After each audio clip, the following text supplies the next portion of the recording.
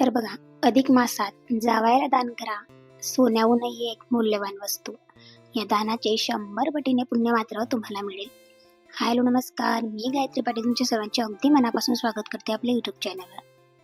सर्वांना श्री स्वामी समर्थ. धोंड्याचा महिना, मलमास, पुरुषोत्तम मास, अधिक मास अशा वेगवेगळ्या नावाने ओळखला जाणारा महिना यावर्षी 17 मे पासून ते 15 जून पर्यंत आता सुरू झालेला आहे. आजचा पहिला दिवस. तर आता या महिन्यात लेक जावयाचा मानपान अतिशय मनापासून आपण करत असतो आणि लेक जावयाला अतिशय महत्वाची वस्तू आपल्याला दान करावी लागते. तर ती कोणती? बघा, सोन्या चांदीपेक्षा देखील महत्वाची ती वस्तू तुम्ही आता पुरुषोत्तम मास आपण ज्याला म्हणतो, त्या पुरुषोत्तम मासामध्ये आपल्याला ती दान करायची आहे. तर आपण आता पुरुषोत्तम मास का म्हणतो, तर हा महिना दर 3 वर्षांनी येतो, म्हणून याला पुरुषोत्तम मास असे म्हणतात. त्याचबरोबर याला मलमास का म्हटलं जातं, तर हा मळालेला आहे आणि म्हणूनच भगवान श्रीकृष्णांनी याला स्वीकारलेला आहे, म्हणून याला मलमास देखील म्हटलं जातं. त्यानंतर अधिक मास म्हणजेच काय, तर हा अधिक आहे. असं पाहिलं तर वर्षाला 12 महिने येतात आणि हा 13वा असतो, म्हणून एक महिना अधिक येतो, म्हणून याला आपण अधिक मास म्हणत असतो. धोंड्याचा महिना, कारण आपण धोंडे बनवतो, म्हणून गावाकडे जर तुम्ही पाहिलं तर अजून सुद्धा याला धोंड्याचाच महिना म्हणून ओळखलं जातं. हा महिना भगवान श्रीकृष्णांनी स्वीकारलेला आहे. हा महिना भगवान विष्णूंच्या अंमलाखाली येतो. या महिन्यामध्ये अधिकम अधिकस्य, जेवढं तुम्ही अधिक कराल तेवढं तुम्हाला अधिक मिळणार आहे. आणि मग ते चांगलं करायचं का वाईट हे मात्र तुमच्यावर अवलंबून आहे. तर निश्चितच या महिन्यात केलेलं दान अधिकम अधिकस्य आहे. 33 प्रकारचं दान तुम्ही करू शकतात. बघा, 33 प्रकारच्या गोष्टी तुम्ही दान करू शकतात, पण प्रत्येकाला या सगळ्याच गोष्टी जमतील असं नाही. या गोष्टी महत्वाच्या आहे तर त्या तुम्ही नक्कीच करू शकतात. पण आपण लक्ष्मीनारायणाचा जोडा आपण आपल्या लेक जावयाला साक्षात लक्ष्मी, लेकीला लक्ष्मी आणि जावयाला नारायण, म्हणूनच लक्ष्मीनारायणाचा जोडा. लेकीला आपण साक्षात आपली ती लक्ष्मी असते आणि ती दुसऱ्याच्या घरची देखील लक्ष्मीच असते, आणि नारायण हे साक्षात लेक जावई. सर्व गोष्टी या आधीसारख्या राहिलेल्या नाहीत, पण आजकाल सर्वच गोष्टी आपण सर्व सण छान आणि आनंदाने साजरे करत असतो. पूर्वापार चालत आलेली परंपरा आपण आजही मात्र छान अशी जपत असतो आणि आनंदाने उत्साहाने हा धोंड्याचा महिना आपण साजरा करतो. आणि प्रत्येकाला सगळंच जमेल असं नाही.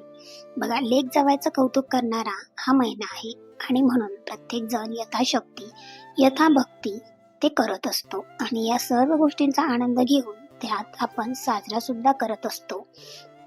अधिक मासात लेक जावयाचा मानपान कौतुक केलं जातं, त्यांना बोलवलं जातं. छान रस म्हणजे आंब्याचा रस आणि छान असं जेवण केलं जातं, कपडे दिले जातात आणि एक भेटवस्तू सुद्धा.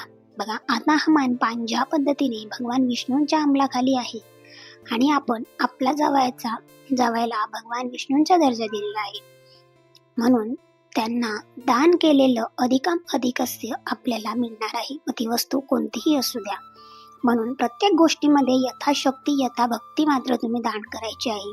असं पाहिलं तर सोन्याचा भाव मात्र आज गगनाला भिडलेला आहे. सोनं आपण दान करू शकतो, इतके मोठे नाही, पण असे बरेचसे लोक आहेत का त्यांच्याकडे संपत्ती आहे, पैसा आहे, तर ते लोक निश्चितच सोनं सुद्धा दान देऊ शकतात.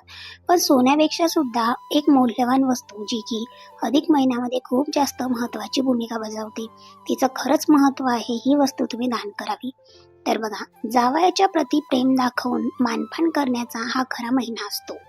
या महिन्यात एका विशिष्ट काळात ना धोंडा करायचा असतो. संपूर्ण महिन्यात मात्र हा धोंड्याचा महिना म्हणून ओळखला जातो आणि धोंडा केला जातो. देवाला दान केले जाते. आता काय दान करावं, तर बघा, आणि सर्वात श्रेष्ठ दान म्हणजे आपल्या आईवडिलांनी अगोदरच केलेलं आहे, तेच म्हणजे आईवडिलांकडनं जे दान केलं जातं तेच म्हणजे कन्यादान. आपण आपलं लेकरू त्यांना दान केलंय आणि यापेक्षा जगात मोठं काहीच नाही. आणि यापेक्षा आपण अजून त्यांना काय दान करायचं, आणि प्रत्येक आई वडिलांना कन्यादान करण्याचं भाग्य मिळालं पाहिजे. पहिलं तर सोनं चांदी तुम्ही दान करू शकतात. दुसरं म्हणजे एका धातूची वस्तू तुम्ही दान करावी, ती म्हणजे तांब्याची. आता पाहिलं तर 2026 हे सूर्याची उपासना करण्याचं वर्ष आहे. सूर्याची उपासना करताना खूप जास्त महत्व आहे. सूर्य सुद्धा खूप जास्त तापतोय, पण ह्या वर्षात काहीही दान करायचं असेल तर तांब्याची वस्तू तुम्ही सर्वात आधी दान करावी. आणि आता तांब सुद्धा महागला आहे. त्यानंतर तांब्याचं दान आपण वाण देतो, तेव्हा निरंजन स्वरूपात तांब्याचं दान आवर्जून वाण करावं किंवा दान द्यावं. आणि तांब्याचं त्याच्यामध्ये म्हणजे जी फुलवात असते तुपाची, ती लावून मात्र दान द्यावं. सर्वात महत्वाचा मान आहे तो म्हणजे मिठाईचा. मिठाईमध्ये तुम्ही मैसूर पाक, अनारसे, बत्ताशे, खारखा यासारख्या वस्तू तुम्ही दान देऊ शकतात. मिठाया बऱ्याच प्रकारच्या असतात, पण मानपानासाठी या 4 मिठाया खूप जास्त महत्वाच्या आहेत. अनारस्यामध्ये छिद्रे असतात आणि म्हणून जाळीदार पदार्थ करायचे असतात. कारण जेवढे जाळीदार पदार्थ तुम्ही दान करता तेवढ्या वर्ष आपल्याला धोंड्याचा महिना साजरा करण्याचं मात्र आपल्याला भाग्य मिळत असते.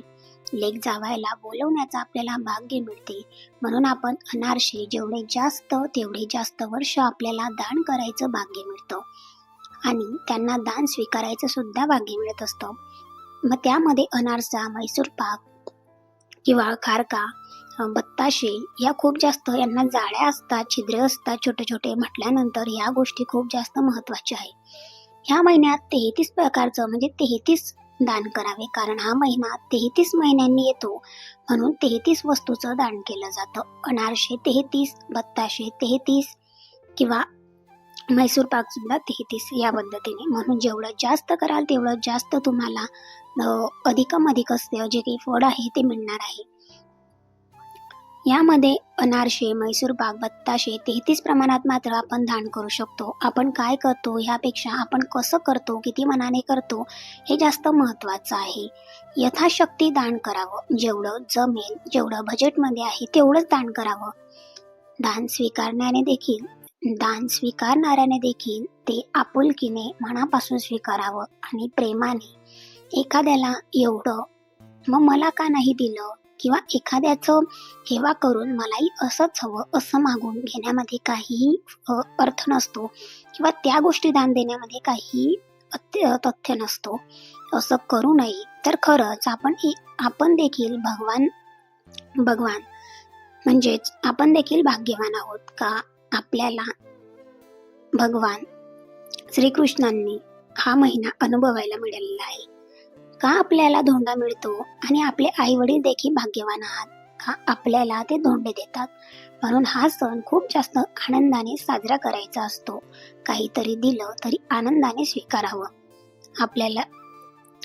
आपल्यासाठी आपले आई वडील करत असतात, मात्र त्याचीच किंवा त्यांच्या प्रती कृतज्ञता असावी.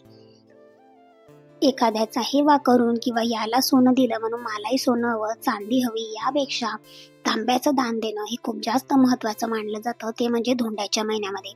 कपडे तर आपण घेतोच, स्वयंपाक करतो, छान असं जेवणही करतो, कौतुकही करतो, पण तांब्याची वस्तू मोठीच असावी, छोटी असावी असं नाही. तर तांब्याची तुम्हाला सांगितली का फुलवात द्यायची असते आणि ती सुद्धा अनारसे किंवा बत्ताशे जे काही तुम्ही दान करणार आहात 33 प्रकारचं, त्याच्यावरती फुलवात शुद्ध गायच्या तुपाने पेटवून द्यायची असते आणि ती ठेवून दिली जाते. तर या पद्धतीने हे दान या महिन्यामध्ये केलं जाते आणि ह्या दानाला सर्वोत्तम महत्व आहे. तर तुम्हाला आजचा ब्लॉग कसा वाटला नक्की कमेंट्स करून सांगा. पुन्हा भेटेल उद्याच्या ब्लॉग.